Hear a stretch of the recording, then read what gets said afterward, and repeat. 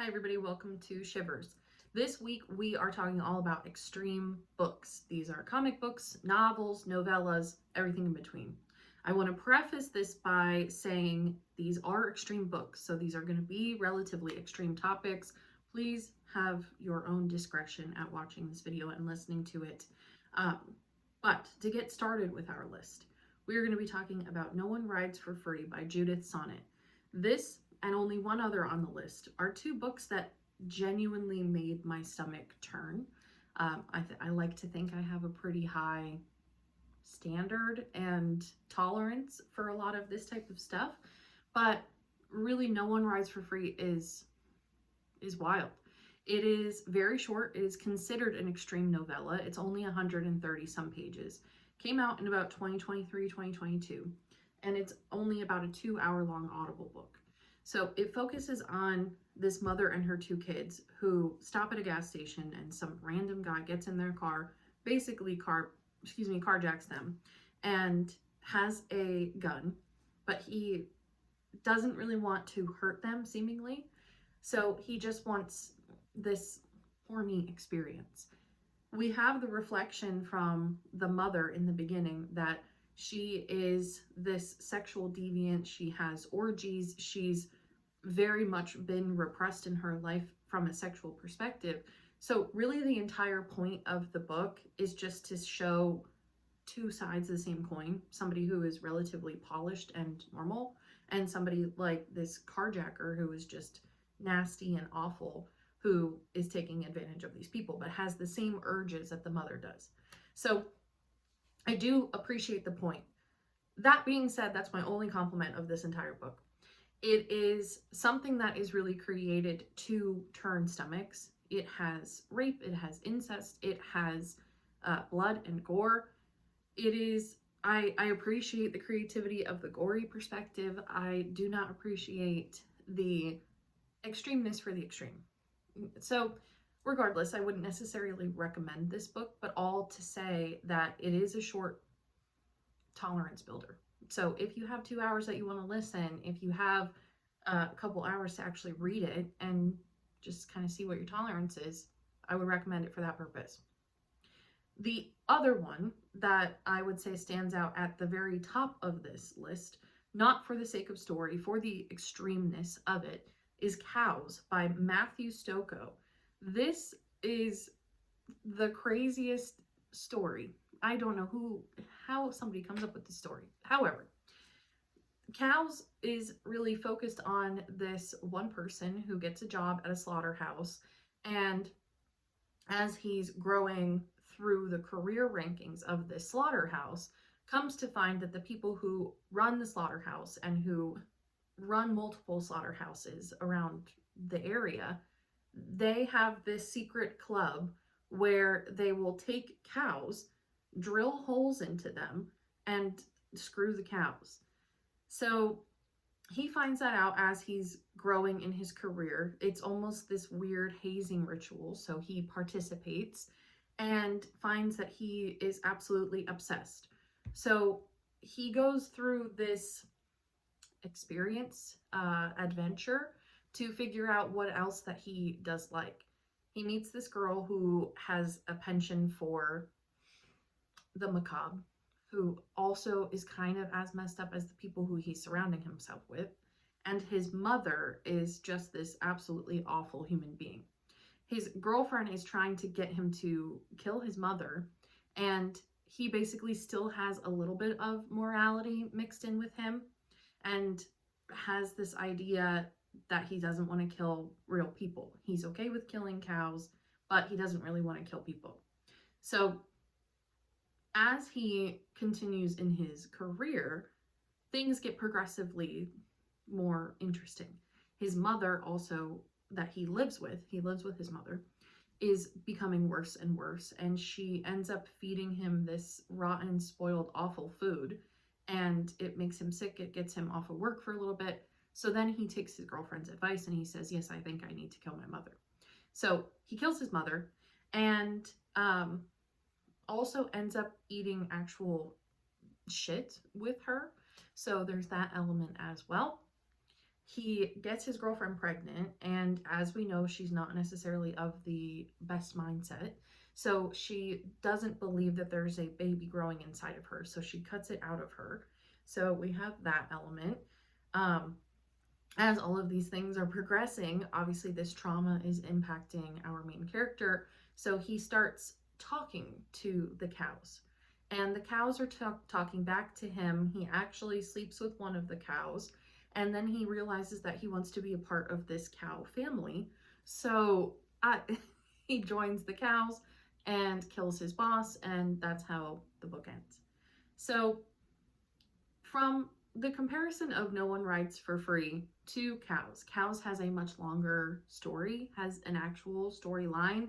No One Writes for Free is just this carjacking gone terribly, terribly bad. So that's why I think No One Rides for Free would be at the top in terms of just the extremeness. You are not going to find something that is more awful than No One Rides for Free.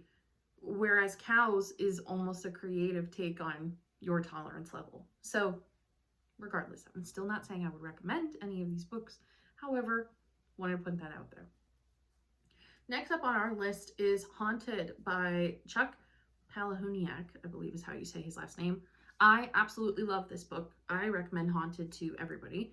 We read it a couple of months ago in our book club, and I really enjoy anthologies. I enjoy books that have stories within them, have different perspectives in them. I think Haunted is, my gripe is that it is very hard to follow. We have a group of writers who are at a writer's retreat, and the atmosphere, the setting just keeps getting worse and worse and worse. So one of the stories that they come up with, let me back up for a second. What we are getting through during this writer's retreat is that the longer they're there, the more messed up their stories are. So it is a slow burn. It still does come on pretty strong, but it is a slow burn in terms of how extreme we're getting. So it is nice to have that hot ones, mild, medium, then hot, that we get to experience all within the same book. However, there's one story in particular that people just get absolutely crazy about, and it is pretty early on. It's called Guts. It is a short story by one of the people who are at the writer's retreat, and it is focusing on this kid who goes swimming to the bottom of a swimming pool, finds that he likes the sensation in a sexual way of the suction, the pool suction. And so he just keeps swimming down there. He keeps testing his own limits. And it's to the point then where his guts get basically sucked out of his anus into the pool, and he may or may not survive that. So that is something that is wild. It is creative. It is gory. That I would liken a little bit more towards Final Destination type of kill, but that's why I don't really know that I would put it in the extreme category, but I still have to, because it does align with everything that we're talking about. So regardless, I would recommend Haunted. I would recommend maybe just skimming over that early story. So next on our list is The Summer I Died by Ryan Thomas. This also pretty good story, but very, very, very heavy on the gore. So we have these teens that are coming home from college, and they, similarly to No One Rides for Free, get picked up by this person at a gas station who we believe has schizophrenia, and he has all of these people collected to see how he can torture these people. So he uses these dice to decide how he's going to torture these people, and all of the details are listed out in that book. There are talks that The Summer I Died is going to turn into a movie, and I would be very interested to see what realm they take that in. If it's, I don't see how it could be really any different than Hostel or any of those types of movies. I don't think it needs to be as bad as Cannibal Holocaust, for example. However, it is something that is wild. Next up on our list is Tender as the Flesh by Agustina Bastarrica. This came out originally in Spanish. This is probably the most known extreme book that's on this list. It went super viral on TikTok a couple of years ago. And this is, I think, the most story of this whole list. So it focuses on these people in this dystopian future where animal meat is tainted by this virus. So all of these people have now accepted cannibalism. We are following a lot of people who work in this factory of processing actual people and the meat that comes from people. It's who lives, who dies.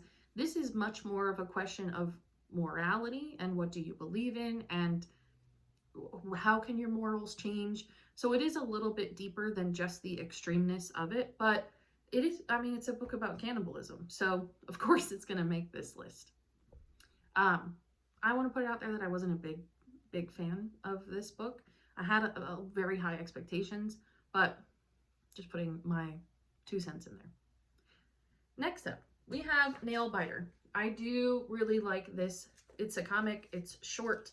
There are 8 volumes in the Nail Biter series, and this, I like it. I think this is the way to go from a creative perspective, from the extreme side of things. So this, I'll read the synopsis directly to you. This is the Buckaroo, from Buckaroo, Oregon, has given birth to 16 of the vilest serial killers in the world. An obsessed FBI profiler investigating the town has suddenly gone missing, and now an NSA agent must work with the notorious serial killer Edward Nailbiter Warren to find his friend and solve the mystery of where do serial killers come from. Ed Warren was best known for taking people captive who bite their own fingernails. He would let their fingernails grow back and then eat their finger to the bone before killing them. He was responsible for 46 deaths and is the most famous of the Buckaroo Butchers. So again, I mean, it's very comic book style. We have this group of people who we are looking for. So it does have that comic book feel. But for people who are true crime fans, you will absolutely love this. I read the majority of them in one day at the beach. It's entertaining. It is entertaining. So regardless, I would still leave it on this list, but it is a little bit more heavy on the crime rather than the extreme. And for the last on our list, one that I talk about this book all the time. I may have talked about this book before. This is another comic book, but this is Red Room by Ed Piskor. So this is one of the craziest things I have ever read. It is about these people who enjoy torturing other people on the internet, and they have this back room, dark room ability to do so. And it's kind of like a TV show for people who know where to go. People are betting and gambling on who is going to have the most creative kill in the Red Room, who is going to be the best victim in the Red Room. And this whole group of people have now recruited other killers to join the channel. So it is a take on the dark web, but it is also a take on almost like a content house in a just terrible, terrible way. It's this book came out during COVID, so it was the idea of what are people getting up to on the internet. And it really also focuses on just people's ability to not only kill, but what they want to consume and watch and who they want to support. So it is very interesting. There are a lot of deeper topics and thoughts, especially for a comic book. I would say that I am indeed a fan of this book, even though it is extremely extreme. You see all of the drawings because it is a comic, but being able to see different people's perspectives and how they're torturing people, I mean, I would be lying if I said it wasn't entertaining. Part of this as well is that I think a lot of the things that set people over the edge for this book is the idea that the main people who are recruiting all of these different killers also have this breeding farm of incestual people. And that way they're not necessarily killing people off the street, but they're crafting people who are going to be victims of this Red Room channel. So as these people are getting older, you see that this channel has been alive for years and years and years. Nobody's been able to track them. Nobody's been able to find them. If they are, then they're paid off because this channel is making so much money. So it doesn't have a happy ending. It's just basically going to continue and say that this is something that's going to be around. But I definitely want to end the list with that one because not only is the content of it very heavy and strong, but it is also hard to read because you are looking at the pictures. So all of that to say, this is not just a common list of books for people who want to casually read books. This is how to test your tolerance. How much can you endure? What is the threshold for you to say, all right, this is too much, or this is not creative, this is disgusting, and kind of what does it say about you? So I'm always a fan of testing out extreme movies, extreme books, to really see what is that threshold. Has it been pushed a little bit further? It's the same thing that I talk about all the time with extreme haunted houses.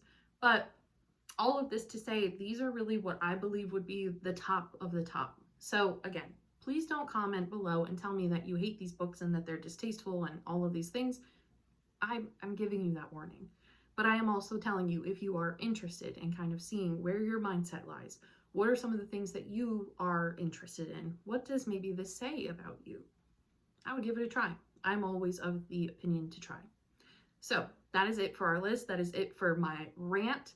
If you've read any of these books, please let me know what your expectations and thoughts were when you were reading them and before you even started. And if you have any other recommendations or suggestions for extreme books. Thank you as always for listening, and I will see you next week.